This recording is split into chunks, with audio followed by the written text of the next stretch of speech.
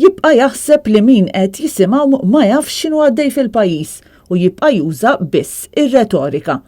Fl-intervent tiegħu tal-ħadd filgħodu din id-darba permezz ta' telefonata qasira, il-Prim Ministru Robert Abela reġa' dara r-retorika u d-diskors partiġan u żambot mit-temi l-aktar jaħarqu li qed jiddominaw l-aħbarijiet. Fil-fatt, fil-waqt li għażel li jitkellem dwar l-Esplora u l-Port il-Kbir, il-Prim Ministru ma lissinx kelma waħda dwar il-kliem umiljanti u tal-mistħija li kiteb il-Ministru tal-Ġustizzja u l-Governanza Edward Zammit Lewis fil-konfront tal-Laburisti, jew dwar ir-relazzjoni intima bejn l-istess Ministru u l-imprenditur akkużat bil-kompliċità fl-assassinju ta' Daphne Caruana Galizia u jekk dan l-aġir iħasbux.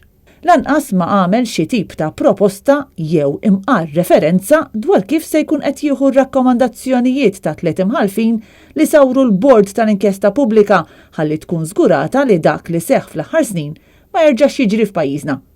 Minflok untefa' juża lingwaġġ mobbi bil-partiġaniżmu. Minix wieħed li nemmen li x-xemx bdiet titla' ma' dan il-gvern.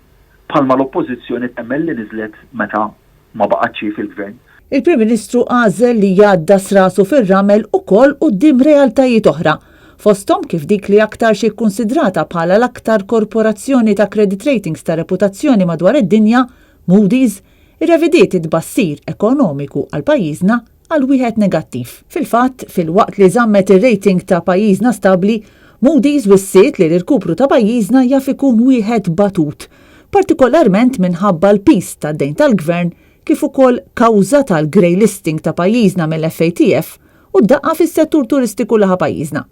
Iżda dwar dan lanqas kelma minn Abela, anzi. Fil-każ ta' Moody's żammejna rating. Il-Prim Ministru lanqas ma semma xejn dwar il-qtuħ kontinwu fil-provvista tal-elettriku li eluf ta' familji qed ikollhom jissapportu tista' tajta kuljum. Madankollu sostna li qed jaħdem biex il-Maltin ikun jistgħu jkomplu igawdu u jiddevertu.